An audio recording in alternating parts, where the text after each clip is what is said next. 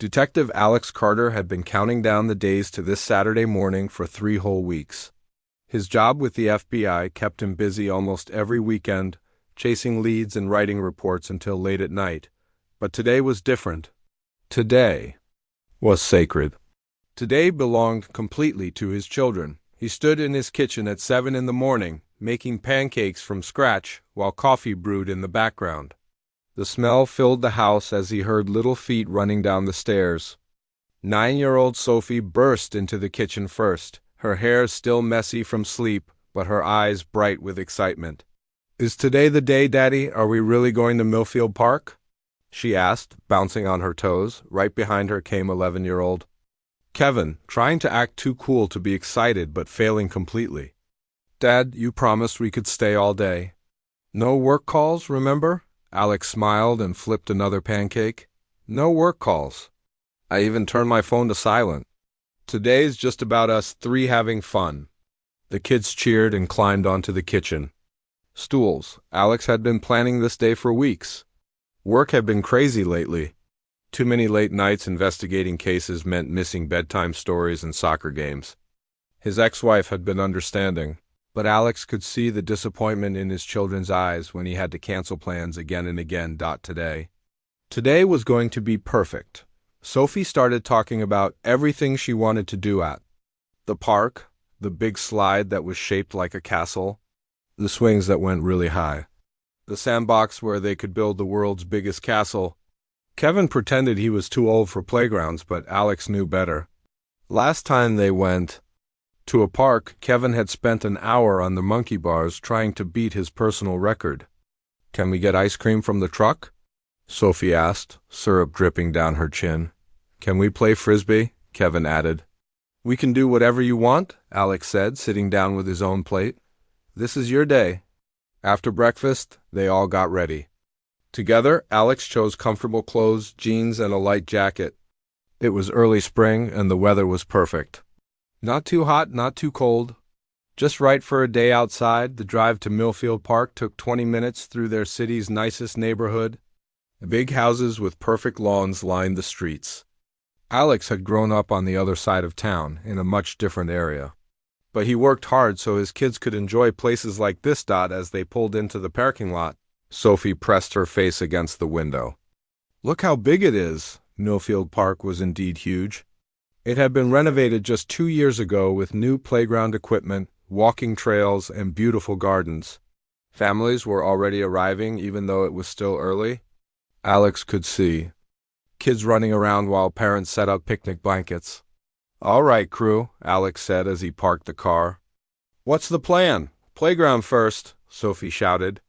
"Then frisbee," Kevin added. "Then lunch, then ice cream, then more playground," Sophie continued. Alex laughed. "Sounds perfect to me." They walked through the park entrance together. Sophie held Alex's hand while Kevin walked beside them, trying to look independent but staying close. The park was even more beautiful than Alex remembered. Tall trees provided shade over winding paths. Colorful flowers bloomed in carefully tended gardens. The playground area was massive. It had equipment for different age groups, from toddler swings to challenging climbing structures for older kids. Parents sat on benches arranged in a circle around the play area, giving them perfect views of their children.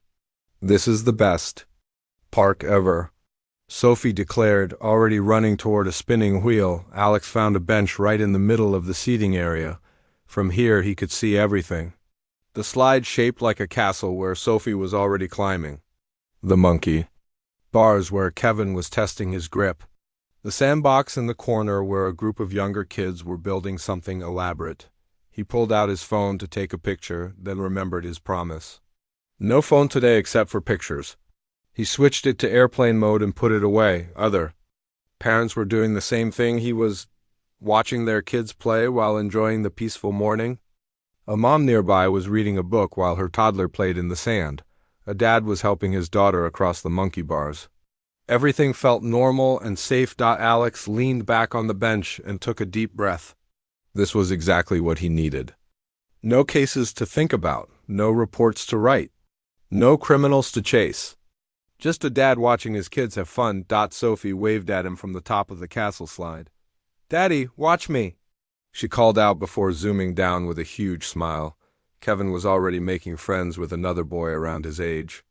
They were challenging each other on the climbing wall, seeing who could reach the top faster. Alex loved watching his son's confidence grow. The morning sun felt warm on Alex's face. He closed his eyes for just a moment, listening to the sounds of children laughing and playing. Birds chirped in the trees above. A gentle breeze rustled the leaves. This was happiness.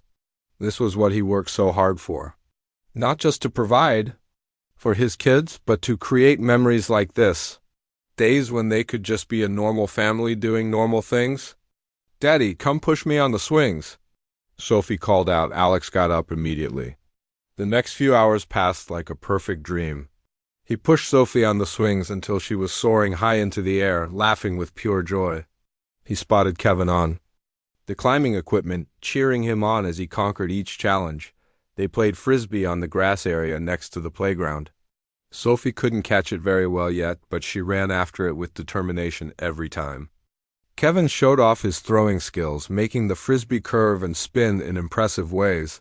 When lunchtime came, they spread a blanket under a big oak tree.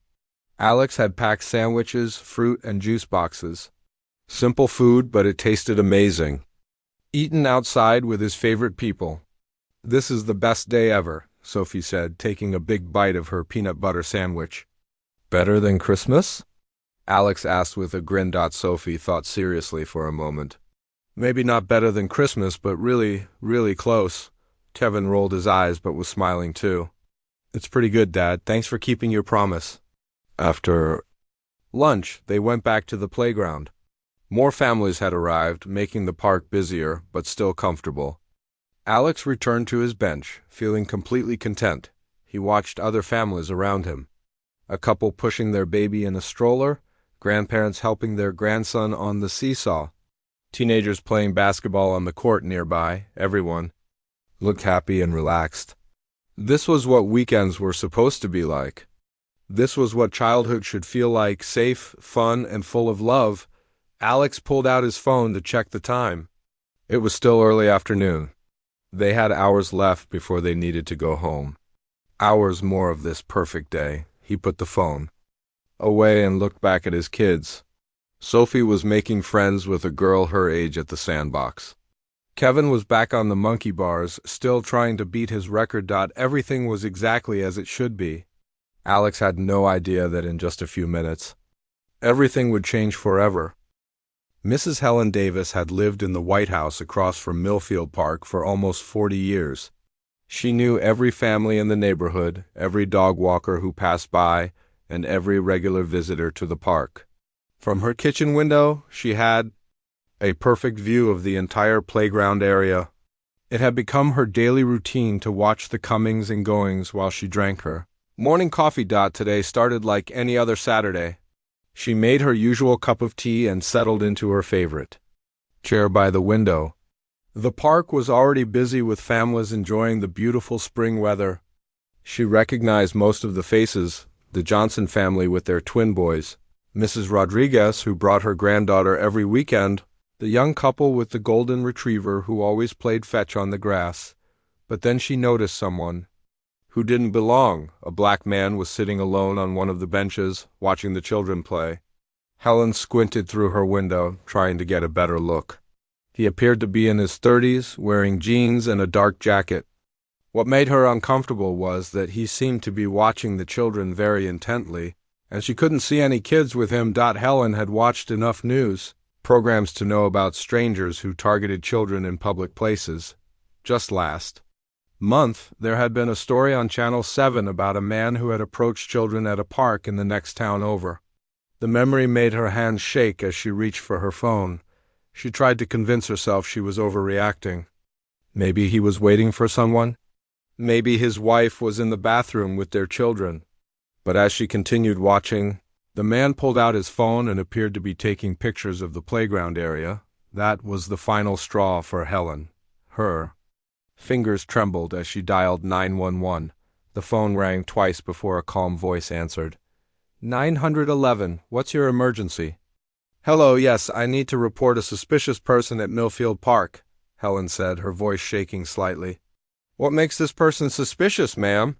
Helen looked out the window again. The man was still sitting there, still watching. There's a black man sitting alone at the playground.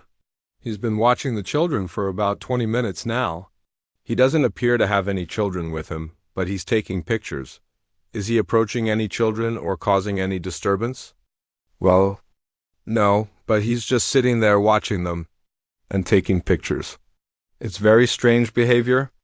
I've lived here for 40 years and I've never seen him before. He doesn't belong in this neighborhood. The dispatcher continued asking questions, trying to get more specific details. But Helen's answers were vague and filled with assumptions. She couldn't describe any actual threatening behavior, just a feeling that something wasn't right. Officers are on their way, ma'am. Please stay inside and continue to monitor the situation. Helen hung up and returned to her window. Her heart was beating fast with a mixture of fear and excitement. She felt like she was protecting the children in her neighborhood, doing her civic duty.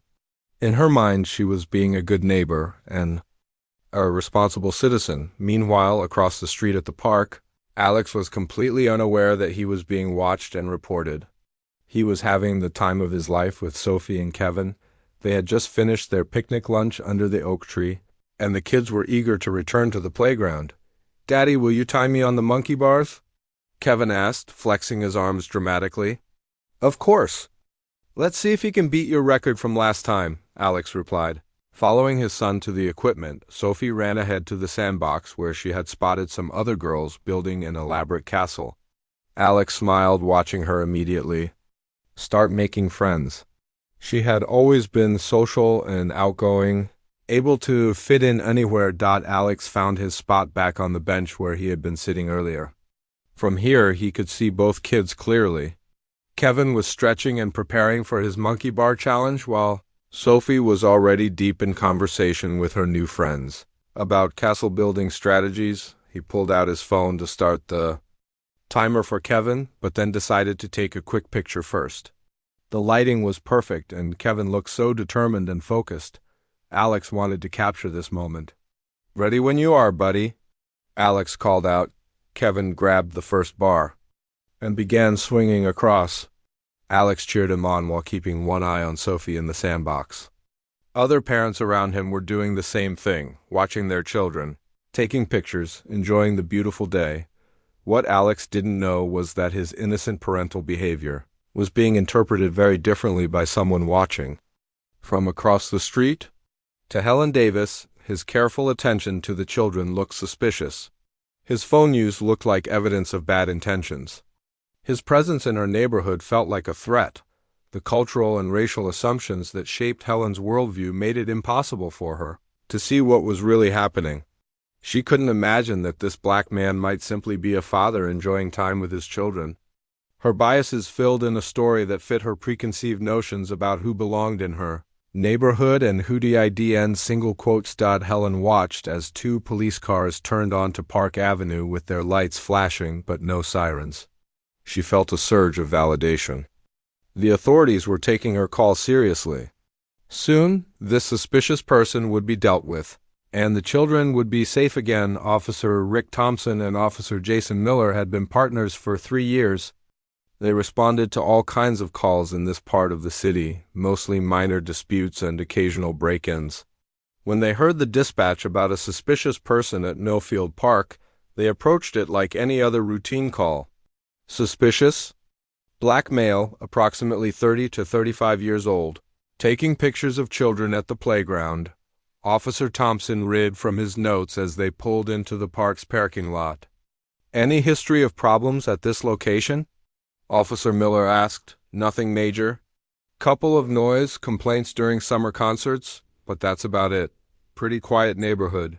Both officers had their own assumptions about what they might find. The call had mentioned a black man in a predominantly white, wealthy neighborhood.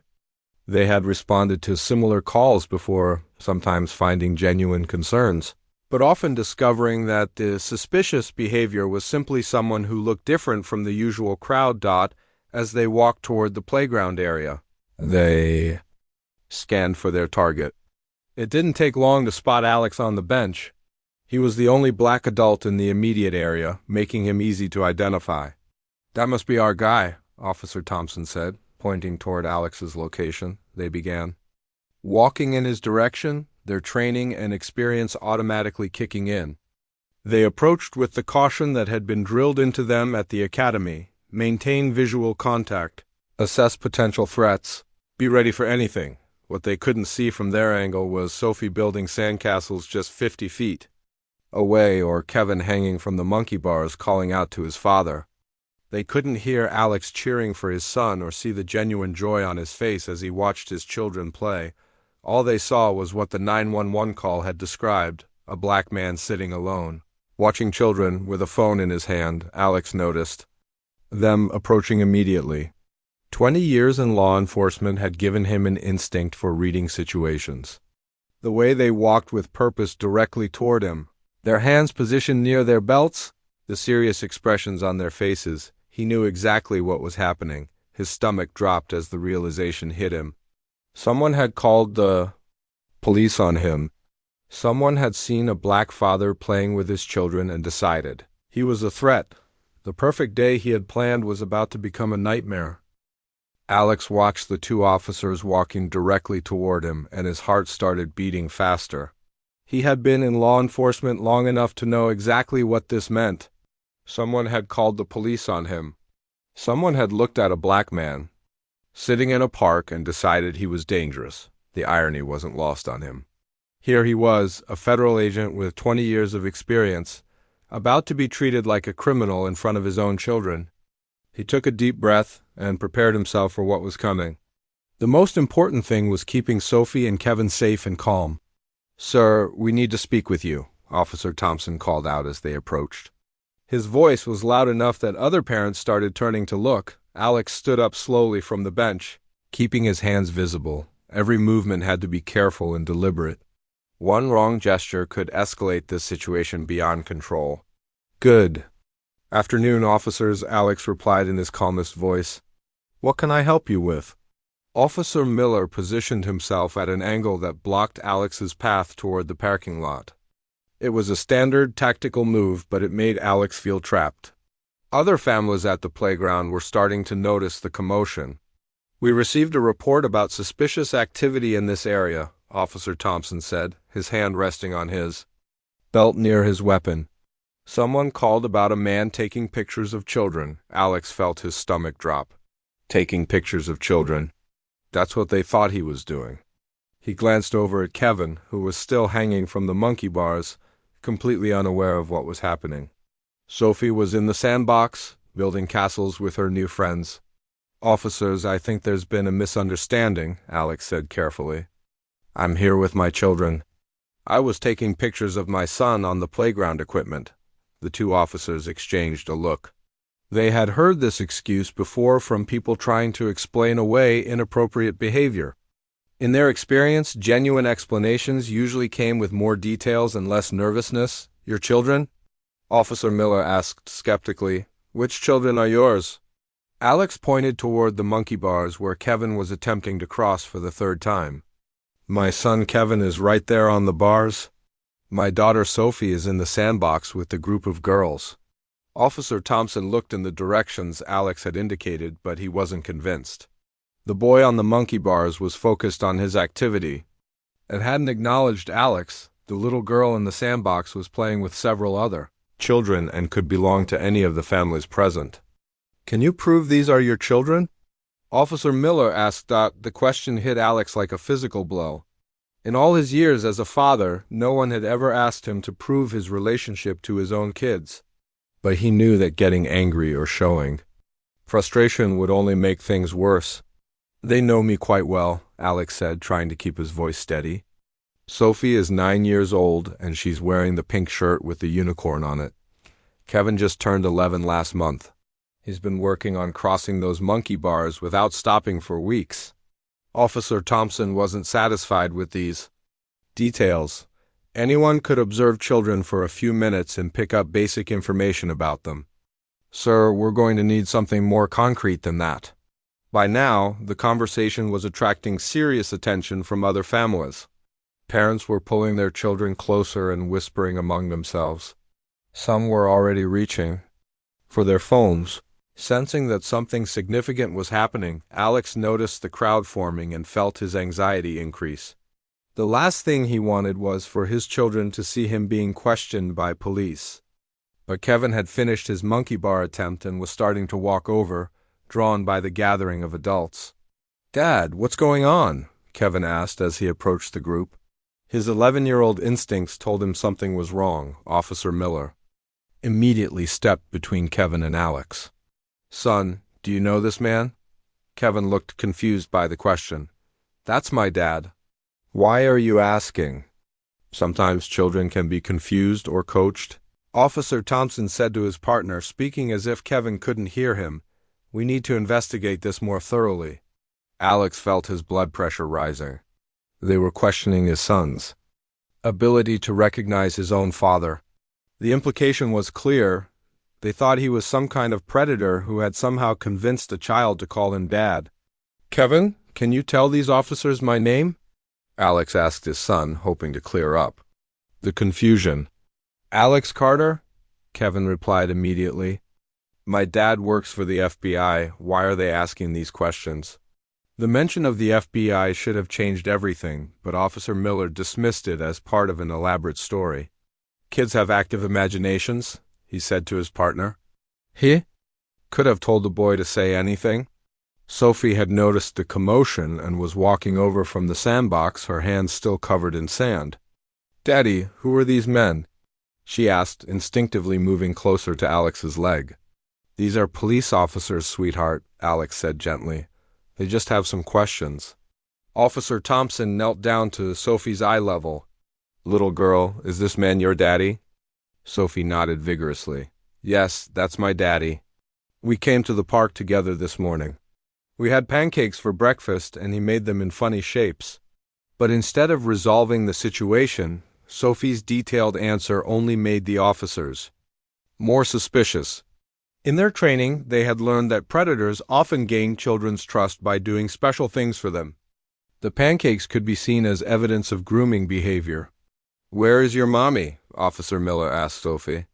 "Mommy lives in a different house," Sophie explained with the matter-of-fact tone of a child whose parents were divorced. "Today is Daddy Day." The officers interpreted this information through their lens of suspicion. A man alone with children whose mother wasn't present seemed even more questionable to them. They began to wonder if this was a custody dispute or something worse. By now, a significant crowd had gathered. At least 15 other parents and children were watching the interaction unfold. Several people had their phones out, either taking pictures or recording video.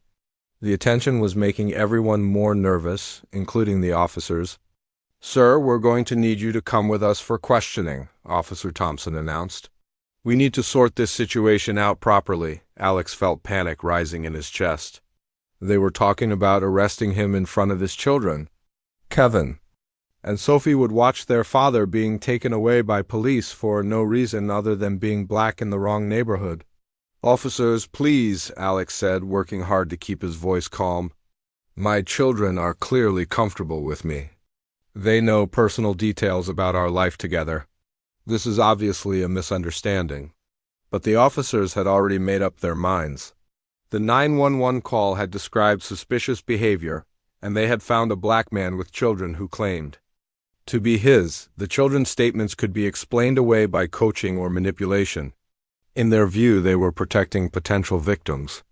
"Turn around and put your hands behind your back," Officer Miller commanded, reaching for his handcuffs. "No," Sophie screamed, grabbing onto Alex's leg tighter. "Don't take my daddy."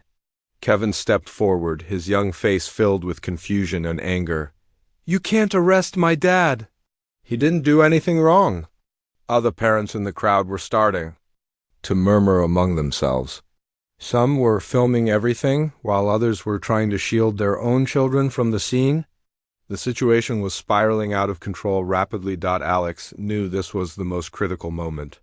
How he handled the next few seconds would determine whether his children were traumatized by watching their father resist arrest or traumatized by watching him submit to injustice. Either way, they would be traumatized. "Kids, I need you to stay." "Calm," Alex said firmly. "Everything is going to be okay." But deep down, he wasn't sure that was true. The sound of metal handcuffs clicking together would haunt Alex for the rest of his life. But it wasn't the cold steel around his wrists that broke his heart. It was the sound of his daughter screaming, "Daddy! Daddy!" Sophie cried out, her small hands reaching for him as Officer Miller pulled Alex's arms behind his back. "Why are you hurting my daddy?" Alex tried to turn his head to comfort her, but Officer Thompson pushed him forward, forcing him to his knees on the grass.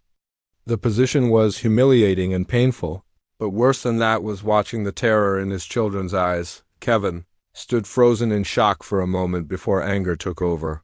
At 11 years old, he was old enough to understand that something terrible and unfair was happening to his father. "Let him go," Kevin shouted, stepping toward the officers. "He's our dad." "You can't do this." Officer Miller put out his arm to block Kevin from getting closer. "Son, you need to step back. This is police business." "He's my dad," Kevin's voice cracked with emotion. "We came here together. We had breakfast together." He pushed Sophie on. The swings. But the officers weren't listening anymore. In their minds, they had found a dangerous person and were protecting children. The fact that those same children were begging for the man's release only convinced them that the situation was worse than they had initially thought. A crowd of at least 20 people had gathered in a circle around the scene. Parents held their own children close while pulling out phones to record what was happening. Some looked shocked and confused. Others whispered among themselves, trying to figure out what could have led to this arrest. Mrs. Rodriguez, who brought her granddaughter to the park every weekend, pushed through the crowd. She had been watching Alex play with Sophie and Kevin all morning. "Officers, that man is with those children," she called out. "I saw them arrive together. They've been playing as a family all day." Officer Thompson glanced up briefly. "Ma'am, we appreciate your concern, but we're handling this situation. Please step back." Alex tried to speak calmly despite the pain shooting through his knees from the rough ground. "Officers, please listen to the witness. She saw us together all morning. My children know me." "This is clearly a mistake. Sir, you need to remain quiet," Officer Miller said firmly. "You'll have a chance to explain yourself at the station. The words hit Alex like a punch to the stomach. They were actually planning to arrest him and take him away from his children. Sophie and Kevin would be left alone at the park while their father was processed like a criminal. Sophie was crying so hard she could barely breathe. She kept trying to get closer to Alex, but Officer Thompson kept blocking her path. "I want my daddy," she sobbed. "Please give me back my daddy." Kevin was beyond crying now. His face was red with anger and frustration. "This is stupid," he yelled at the officers. "You're being stupid. That's our dad." More parents were getting involved now. Mr. Patterson, whose son had been playing basketball nearby, stepped forward. "Officers, I think there might be some confusion here. I've been watching this family all morning." The man was clearly with those children. Officer Miller was getting frustrated with all the interference. "Everyone needs to step back and let us do our job. We're responding to a legitimate 911 call about suspicious activity." Alex felt a surge of panic thinking about what would happen to Sophie and Kevin if he was taken away. They were too young to drive home. They didn't have anyone else at the park to call. His ex-wife was at work and wouldn't even know what had happened. "Officers, what about my children?" Alex asked, trying to keep his voice steady. "If you're arresting me, who's going to take care of them?" "We'll call child services." "To handle the situation," Officer Thompson replied, "matter of faculty child services." They were going to call strangers to take his children away because he had been sitting in a park while black. Alex felt his composure starting to crack for the first time. Kevin heard the officer's words and something inside him snapped. "No," he screamed. "You can't take us away from our dad. He didn't do anything wrong." The 11-year-old boy did something that terrified Alex more than his own arrest. Kevin charged at Officer Miller, trying to push him away from his father. "Let him go. Let my dad go." Officer Miller easily caught Kevin's small arms and held him back, but the boy's desperate attempt to protect his father broke something in Alex's chest. His son was willing to fight police officers to save him. The injustice of the situation was teaching his children that the world was a much darker place than they had known that morning. "Kevin, stop," Alex called out sharply. "Don't fight them. I need you to be strong and take care of Sophie." Sophie was hyperventilating now, her sobs coming in short gasps. Several women in the crowd were trying to comfort her, but she only wanted her father. "Daddy, I'm scared," she cried. "I want to go home with you." Alex's heart was breaking into pieces. This was supposed to be their perfect day together. Instead, his children were learning about racism and injustice in the most traumatic way possible. They would remember this day for the rest of their lives, officer. Thompson was speaking into his radio, calling for backup and requesting that child services respond to the scene. Alex could hear fragments of the conversation. "2 minors need pickup. Father being detained for questioning. Potential child endangerment situation. Child endangerment." They were accusing him of endangering his own children by taking them to a park on a Saturday morning. The charges they were considering would be on his record. They could affect his job with the FBI. They could affect his custody arrangement. But worse than any of that was the damage being done to Sophie and Kevin right now. They were watching their hero father treated like a dangerous criminal. They were learning that police officers who they had been taught to trust could be cruel and unfair. Mrs. Chun, whose daughter had been playing with Sophie in the sandbox, knelt down next to the crying girl. "Sweetheart, what's your daddy's name?" she asked gently. "Alex Carter," Sophie hiccuped through her tears. "He works for the FBI. He helps catch bad guys." "He's not a bad guy." Mrs. Chun looked up at the officers with obvious frustration. "This child clearly knows this man well. She knows his full name and his occupation. How is this not enough proof?" But Officer Miller was already calling for a police car to transport Alex to the station. The situation had gone too far for them to back down now.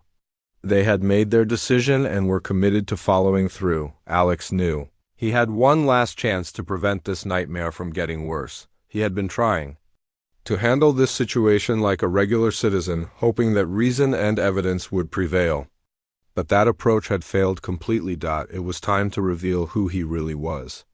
"Officers," Alex said in his most authoritative voice, the tone he used when interrogating suspects. "Before you put me in that police car, I need to tell you something. Very important. I'm a federal agent with the FBI. My badge and credentials are in my jacket pocket." Officer Thompson paused with his hand on Alex's shoulder. "What did you say?" "I'm Special Agent Alex Carter. FBI badge number 4721. You can verify this through your dispatch or by checking my credentials." The words hung in the air like a bomb about to explode. Officer Thompson froze with his hand still on Alex's shoulder. The words FBI agent hung in the air like thunder before a storm. For a moment, the entire scene went quiet except for Sophie's continued sobbing. "What did you just say?" Officer Miller asked, his voice suddenly uncertain. Alex kept his voice calm and professional, even though his knees were burning from being pressed against the rough ground. "I said I'm Special Agent Alex Carter with the Federal Bureau of Investigation. My badge and credentials are in the inside pocket of my jacket. Badge number 4721. Officer Thompson's face went pale. He had been a police officer for 8 years, and he knew what it meant to arrest a federal agent, especially when that agent turned out to be innocent of any wrongdoing. His hand started to shake slightly as the full weight of the situation hit him. "You're lying," Officer Miller said, but his voice lacked conviction. "People say anything when they're being arrested." "Then check my credentials," Alex replied steadily. "Inside left pocket of my jacket. You'll find my FBI identification, my badge, and my service weapon permit. Everything is there." The crowd around them had grown to nearly 30 people, and everyone was holding their breath. Phones were still recording every moment. Mrs. Rodriguez stepped closer, her face filled with anger at what she had witnessed. "I told you he was with Those children, she said loudly. I told you they were a family and you wouldn't listen. Officer Thompson's training told him to verify any claims before making assumptions. With trembling fingers, he reached toward Alex's jacket pocket. He expected to find a wallet, maybe some fake identification. What he didn't expect was the weight of real metal and leather in his hand. When he pulled out the black leather credential case, his heart nearly stopped. The golden FBI badge caught the afternoon sunlight, gleaming with unmistakable authority. The official identification card bore Alex's photo and signature, along with the seal of the Federal Bureau of Investigation. "Oh no," Officer Thompson whispered, staring at the badge like it might burn his hand. "Oh no, oh no." Officer Miller grabbed the credentials from his partner's shaking hands. His eyes went wide as he read the official documentation. Special Agent Alex Carter, 20 years of service. Current assignment to the Civil Rights Division. The irony of that last detail hit both officers like a physical blow. They had just arrested a federal agent who investigated civil rights violations. An agent whose job was to prosecute police officers who violated people's constitutional rights. "This can't be real," Officer Miller said weakly, but the credentials were obviously genuine. The weight, the texture, the official seals, everything screamed authenticity. Kevin had stopped struggling and was watching the officers' faces change from confidence to horror. Even at 11 years old, he could tell that something important had just happened. "Did you finally figure out that's my dad?" he asked with the blunt honesty of a child. Sophie was still crying, but she had noticed the change in atmosphere too. "Is Daddy in trouble?" she asked through her tears. Alex wanted nothing more than to comfort his children, but he was still handcuffed and kneeling on the ground. "It's okay, babies," he called out to them. "Everything is going to be okay now." "Officer." Thompson was staring at the badge in his hands, trying to process what had just happened. They had detained a federal agent in front of his children, based on a racist 911 call. While multiple witnesses tried to tell them they were making a mistake, the crowd was getting restless. People were talking loudly among themselves, and several were clearly angry about what they had witnessed. Mr. Patterson stepped forward with his phone held high. "I recorded this whole thing," he announced. "I got every word from the beginning until now. This is going to be all over the news." Officer Miller's hands were shaking as he fumbled with the handcuff keys. "Agent Carter, we didn't know. We were responding to a 911 call about suspicious activity." "Suspicious activity?" Alex asked as the handcuffs came off. His wrists were red and sore from the metal restraints. What exactly was suspicious about a father playing with his children? Neither officer could answer that question honestly. The truth was that nothing Alex had done was actually suspicious. He had been sitting on a bench, watching his kids play, taking pictures like thousands of other parents did every weekend. The only thing that made him seem suspicious was the color of his skin. Alex stood up slowly, his knees stiff from kneeling on the ground. The first thing he did was open his arms wide for his children. Sophie ran to him immediately, throwing her small arms around his waist and holding on tight. Kevin was more hesitant. The anger on his young face was heartbreaking. "Dad, why did they hurt you? Why didn't they believe us when we said you were our father?" Alex knelt down to Kevin's eye level, his heart breaking at the pain in his son's voice. "Sometimes people make mistakes, buddy. Sometimes people let their fears make them do the wrong thing." But Kevin was smart enough to understand that this wasn't just a simple mistake. "They didn't believe us because we're black, didn't they?" he asked quietly. The question hit Alex like a punch to the chest. His 11-year-old son had just learned one of the hardest lessons about being black in America.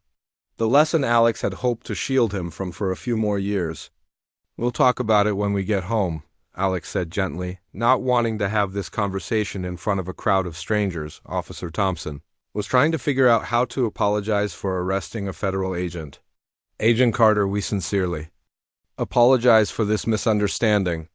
We were just doing our job, following up on a citizen complaint." Alex stood up and looked at both officers with tired eyes. 20 years in law enforcement had taught him about the thin blue line, the way officers protected each other. But he also knew about accountability and justice. Following up on a complaint is one thing, Alex said quietly. Ignoring multiple witnesses who told you I was with my children is another. Dismissing my children's obvious recognition of me is another. Arresting me despite clear evidence that I belonged here is another. The crowd was still watching and recording everything. Alex knew that by tomorrow morning this incident would be viral on social media. His children's faces would be all over the internet. Their trauma would become a symbol of everything wrong with policing in America. Officer Miller tried to hand the FBI credentials back to Alex, but his hands were shaking so badly he nearly dropped them. Sir, is there anything we can do to make this right? Alex took his badge and credentials, looking at them for a moment before putting them back in his jacket. For 20 years he had carried these symbols of justice and law enforcement. Today they had meant nothing until it was almost too late. The damage is already done, Alex said simply. My children will never forget this day. They'll never feel safe around police officers again. They've learned that being black means people will assume the worst about you, even when you're doing nothing wrong. Sophie was still clinging to Alex's leg, afraid to let go. Kevin stood beside them with his arms crossed, glaring at the officers who had hurt his father. The crowd began to disperse slowly, but many people stayed to offer support to Alex and his family. Mrs. Rodriguez approached with tears in her eyes. I am so sorry this happened to you, she said. I tried to tell them, but they wouldn't listen. Alex managed a weak smile. Thank you for trying. It means more than you know. As the officers walked back to their patrol cars with their heads down, Alex knew this was far from over. The real consequences were just beginning. The drive home from Millfield Park was the quietest 20 minutes of Alex's life. Sophie sat in her car seat behind him, still sniffling and occasionally wiping her nose on her sleeve. Kevin stared out the passenger window, his 11-year-old mind trying to process what he had just witnessed. Alex kept glancing in the rearview mirror, checking on his children. The day that was supposed to be filled with laughter and memories had turned into something that would haunt all three of them. His hands gripped the steering wheel tighter as he thought about how to explain this to his ex-wife. Daddy, Sophie's small voice broke the silence. Are those police officers going to come to our house? The fear in her voice made Alex's chest tight. No, sweetheart, they're not coming to our house. We're safe now. But even as he said the words, Alex wasn't sure they were true. The incident at the park was over, but the aftermath was just beginning. By now, the videos taken by other parents were probably already being uploaded to social media. His family's worst moment was about to become public. Kevin finally turned away from the window. Dad, why didn't your badge matter when you told them about it? The question cut deep because Alex didn't have a good answer. In his 20 years with the FBI, he had always believed that his credentials meant something, that his service to his country would protect him and his family. Today proved how naive that belief had been. Sometimes people don't listen the way they should, Alex said carefully. Sometimes they make up their minds before they have all the facts. You mean because we're black? Kevin said. It wasn't a question. Alex pulled into their driveway and turned off the engine. He sat for a moment, gathering his thoughts. This conversation was going to be one of the hardest of his life. Come on, let's go inside and talk about this properly, he said. Sophie ran to the couch as soon as they entered the house and curled up in the corner with her favorite stuffed animal.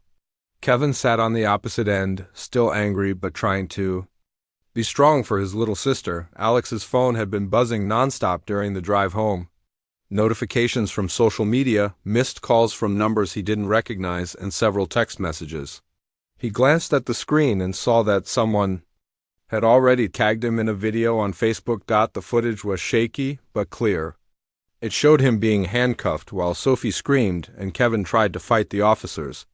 The caption read, FBI agent arrested at park while playing with his children, racial profiling in action. In just 2 hours, the video had been shared over 5,000 times. Alex put his phone face down on the coffee table and focused on his children. Sophie was sucking her thumb, something she hadn't done in over a year. Kevin was trying not to cry, but Alex could see the tears building in his eyes. I want you both to know that what happened today was not your fault, Alex began. You did. Nothing wrong. I did nothing wrong. Sometimes adults make very bad decisions. Why did they think you were dangerous? Sophie asked around her thumb. Because some people look at someone who doesn't look like them and assume bad things, Alex explained. It's not fair, and it's not right, but it happens. Kevin's anger finally boiled over. It's stupid. You help people. You catch bad guys. How could they think you were dangerous? Alex moved to sit between his children on the couch. You're right, it is stupid. And you know what? I'm going to make sure something like this doesn't happen to other families. His phone rang, interrupting the conversation. The caller ID showed his supervisor at the FBI, Director Patricia Williams. Alex had been expecting this call. I need to take this, he told the kids. Stay right here. Alex stepped into the kitchen and answered the phone. Hello, Director Williams. Alex, I just saw the video. Patricia's voice was tight with concern. Are you and the children okay? We're physically fine, Alex replied. Emotionally, that's another story. I've already been contacted by 3 news stations and the local ACLU chapter. This is going to be big, Alex. Are you prepared for that? Alex looked through the doorway at his children. Sophie was now lying down with her head on Kevin's lap. While he gently stroked her hair, the sight made his decision easy. I'm going to file a formal complaint, Alex said. This can't be swept under the rug. I support whatever decision you make, Patricia replied. The Bureau will back you 100%. What those officers did was unacceptable. After hanging up, Alex returned to the living room. Kevin was asking Sophie if she wanted to watch cartoons, but she just shook her head. The little girl who had been laughing and playing just hours earlier now seemed fragile and scared. Alex's phone buzzed with a text message from his ex-wife, Dr. Rachel Stevens. She had seen the video on Facebook, saw the news. Are the kids okay? Should I come over? Alex texted back quickly. Kids are shaken but safe. Yes, please come. Rachel arrived within 30 minutes, still wearing her hospital scrubs from her shift.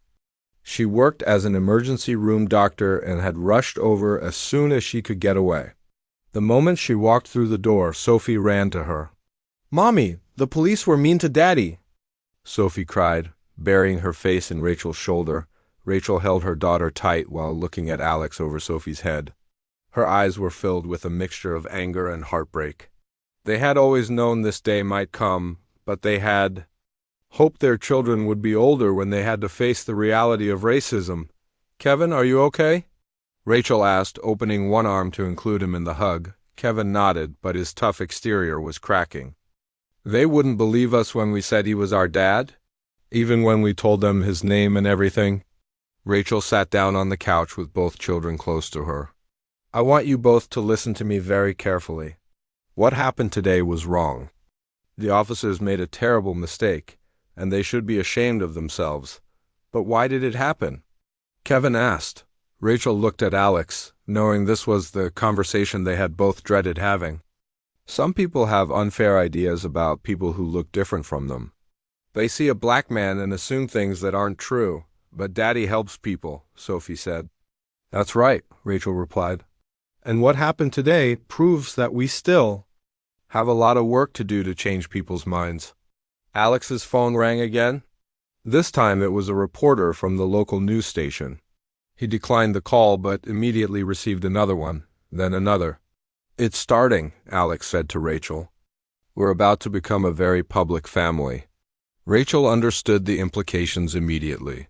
Their children's faces would be on television. Strangers would know their story. They would become symbols in a larger conversation about race and police. Brutality. What do you want to do? She asked. Alex looked at Kevin and Sophie. His son was trying to be brave, but Alex could see the confusion and hurt in his eyes. His daughter was traumatized and would probably have nightmares for weeks. I want to make sure this doesn't happen to other families, Alex said. But I also want to protect our children. We'll figure it out together, Rachel replied. Like we always do. As the evening wore on, The phone calls and social media notifications continued. The video from the park had been shared tens of thousands of times. News outlets were picking up the story. Their quiet Saturday morning had become a national conversation about racial profiling and police accountability. But right now, Alex's only concern was helping his children heal from what they had witnessed. The fight for justice could wait until tomorrow. By Monday morning, the video from Millfield Park had been viewed over 2 million times. Alex woke up to find news vans parked outside his house and reporters camped on his front lawn. He peeked through the blinds and counted at least 6 different media outlets waiting for a statement. Sophie and Kevin were still asleep, exhausted from a weekend of nightmares and difficult conversations. Rachel had stayed over Sunday night after Sophie woke up crying 3 times, asking if the police were coming to take her daddy away again. Alex's phone showed 47 missed calls and hundreds of text messages. The FBI Media Relations Department had been fielding calls all weekend. Civil rights organizations were demanding action. Politicians were making statements. Their family's private trauma had become a public symbol overnight. He made coffee quietly, trying not to wake the children, and sat at his kitchen table to read through the messages. Some were supportive, offering prayers and solidarity. Others were hateful, telling him he deserved what happened and worse. The ugly reality of internet comments reminded him why he needed to protect his children from as much of this as possible. Director Williams called at exactly 8 o'clock. "How are you holding up, Alex?" "I've been better," Alex replied honestly. "The kids are struggling. Sophie's having nightmares, and Kevin hasn't said more than 10 words since yesterday. I've been in meetings with the Attorney General's office all weekend," Patricia said. "They want to make this case a priority. The optics are terrible. FBI agent arrested while playing with his children. It's everything wrong with policing in one video." Alex appreciated the support, but he couldn't help feeling cynical. "So they care because I'm FBI? What about all the other black fathers who don't have federal badges? You're right, and that's exactly why this case matters. Your credentials should have protected you, but they didn't. If it can happen to you, it can happen to anyone." After hanging up, Alex heard small footsteps on the stairs. Sophie appeared in the kitchen doorway, clutching her stuffed elephant and looking smaller than her 9 years. "Daddy, why are there cars outside?" she asked, climbing into his lap. Alex had hoped to get her to school before she noticed the media circus. "Some people want to talk about what happened at the park," he explained gently. "Are we in trouble?" Sophie's voice was tiny with worry. "No, sweetheart. We're not in trouble. Some people think what happened to us was wrong, and they want to make sure it doesn't happen to other families." Kevin came downstairs a few minutes later, already dressed for school. He looked out the window at the news vans and reporters with a maturity that broke Alex's heart. "I don't want to go to school today," Kevin said quietly. Alex understood. By now, all of Kevin's classmates had probably seen the video. Kids could be cruel even when they didn't mean to be. 11-year-olds weren't equipped to handle conversations about racial injustice and police brutality. "You can stay home today," Alex decided. "We'll figure out school later." Rachel arrived at 9 with groceries and a determined expression. She had taken the week off from the hospital to help the family navigate this crisis. As a black woman and a doctor, she understood both the medical and social trauma her children were experiencing. "I brought ingredients for pancakes," she announced, kissing both children. "The special kind with chocolate chips?" It was a small gesture, but Alex was grateful. Normal activities would help the kids feel safe again. While Rachel cooked, Alex retreated to his home office to make the phone calls he had been dreading. The first call was to Internal Affairs at the local police department. Sergeant Lisa Martinez answered on the second ring. "Agent Carter, I've been expecting your call," she said. "I want you to know that we're taking this incident very seriously." "Good," Alex replied, "because what happened was completely unacceptable. I've already started a preliminary investigation. I've spoken with both officers involved, and I have copies of all the witness statements and video footage. Alex appreciated her professionalism, but he had been in law enforcement long enough to know how these investigations usually went. Sergeant Martinez, I hope you understand that this can't be handled quietly. Too many people are watching now. I understand completely. The chief has made it clear that we need to be transparent and thorough. The second call was to the American Civil Liberties Union, Attorney David. June had been trying to reach Alex since Saturday evening. Agent Carter, thank you for calling me back, David said. I want to discuss the possibility of filing a federal civil rights lawsuit. Alex had been considering this option all weekend. A lawsuit would mean months or years of legal proceedings. It would mean more publicity, more scrutiny of his family, and more trauma for his children. I'm interested, Alex said, but I need guarantees about protecting my children's privacy. Absolutely. We can file the suit in a way that minimizes their exposure. This case is important, Alex. It could set precedents that protect other families. By noon, Alex had also spoken with representatives from the NAACP, the FBI's Civil Rights Division, and 3 different news programs. Everyone wanted the same thing: his story, his time, and his family's participation in a larger conversation about race and policing. The weight of becoming a public figure was overwhelming. Alex had spent his career working behind the scenes, investigating cases and building evidence. He had never wanted to be the face of a movement, but watching Sophie flinch every time a car door slammed outside, and seeing Kevin's angry silence, Alex knew he couldn't stay quiet. His children's trauma meant something only if it led to change. That afternoon, while the kids napped, Alex and Rachel sat down to make some difficult decisions. If we go public with this, really public, there's no going back, Rachel said.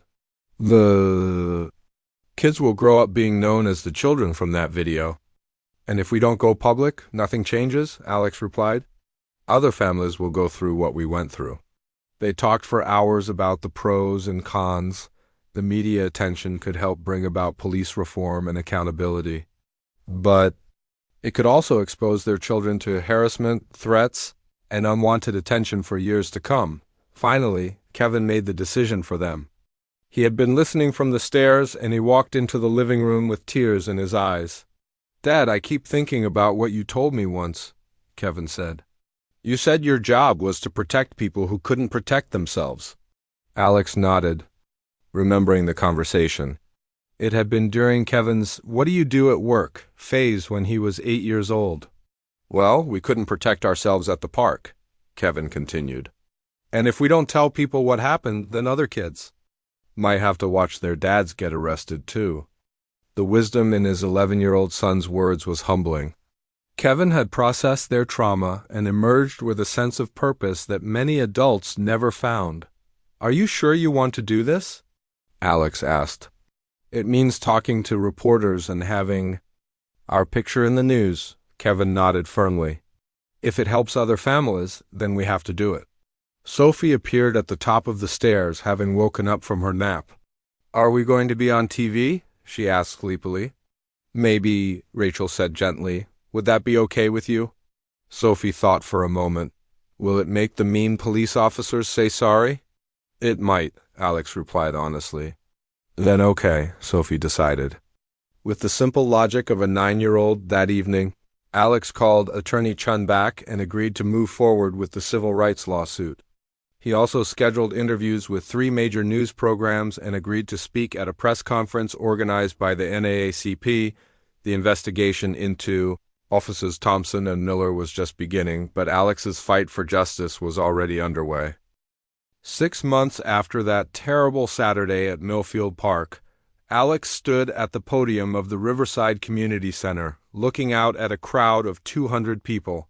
Parents, community leaders, police officers, and activists had gathered for a town hall meeting about police reform. It was the kind of event Alex never imagined he would be leading. The journey to this moment had been longer and harder than anyone expected. The investigation into Officers Thompson and Miller had revealed a disturbing pattern of behavior that went far beyond one incident at a park. Internal affairs discovered that Officer Thompson had received 12 complaints about racial profiling over his 8-year career. Most had been dismissed or resulted in minor reprimands. Officer Miller, despite being newer to the force, already had 4 similar complaints in just 3 years, but the most shocking discovery came when investigators looked deeper into the 911 call that started everything. Mrs. Helen Davis, the neighbor, who reported Alex as suspicious, had made 17 similar calls over the past 5 years. Every single one involved Black or Latino men in the neighborhood.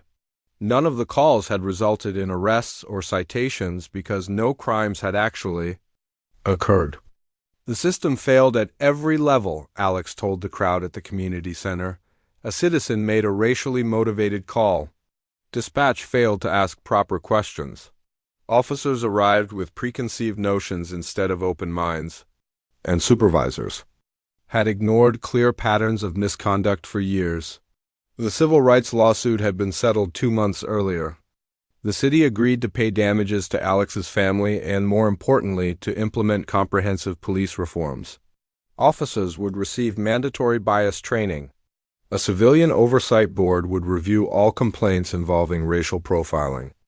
And new policies would require officers to document their reasoning for detaining people in public spaces. Officer Thompson had been terminated after the investigation revealed the full extent of his misconduct record. Officer Miller received a 6-month suspension and was required to complete extensive training before returning to duty. Both men faced federal charges for violating Alex's civil rights, but for Alex and his family, the legal victories felt hollow compared to the personal costs they had paid. Sophie, now 10 years old, still had nightmares about police officers. She would freeze up whenever she saw a patrol car, even when they were just driving past on the street. The confident, outgoing little girl from that Saturday morning had become anxious and withdrawn. Kevin, now 12, had developed a deep anger toward authority figures that worried both his parents. His grades had dropped, and he had gotten into fights at school with kids who made jokes about the video of his father's arrest. The mature wisdom he had shown in wanting to help other families had been overshadowed by a cynicism that no 12-year-old should carry. The hardest part isn't what happened to me, Alex continued his speech. It's watching my children lose their innocence. It's seeing them learn that the world isn't as fair as we taught them it would be. Rachel had been the family's anchor throughout the ordeal. She had taken a leave of absence from the hospital to help the children cope with therapy and media attention. The family had received both overwhelming support and horrific threats. Death threats had forced them to move to a new house with a security system. But something good has come from our pain, Alex said, his voice growing stronger. Changes are happening. Not just here in our city, but across the country. Other families won't have to go through what we went through. The reforms implemented in their city had become a model for other police departments. The mandatory bias training was being studied by law enforcement agencies nationwide. The Civilian Oversight Board had already reviewed dozens of complaints and recommended significant changes to police procedures. Mrs. Helen Davis had been required to attend community education sessions about implicit bias and racial profiling. She had written a public apology to Alex's family, though they chose not to respond to it directly. The damage had been too great for simple apologies to heal. Alex's own career had taken an unexpected turn. He had been promoted to head a new FBI unit focused on investigating civil rights violations by law enforcement. It was work that felt deeply personal now, but also incredibly important. I've learned that carrying a badge doesn't make you immune to racism, Alex told the audience. But it does give you a responsibility to fight it wherever you find it. After the town hall meeting, Alex drove home to his new house in a different neighborhood. Sophie and Kevin were staying with Rachel for the week, giving Alex time to process the day's events alone. He sat in his living room, looking at the awards and commendations he had received over the past 6 months. The NAACP had honored him for his courage in speaking out. The American Civil Liberties Union had given him their Justice Award. Police reform organizations had invited him to speak at conferences across the country, but the frame he looked at most often contained a simple drawing Sophie had made in therapy. It showed their family at the park, all smiling and holding hands under a bright yellow sun. Above the picture she had written in her careful handwriting, "Before everything changed." Alex's phone rang, interrupting his thoughts. It was Kevin, calling from Rachel's house. "Dad, I saw your speech on the news," Kevin said.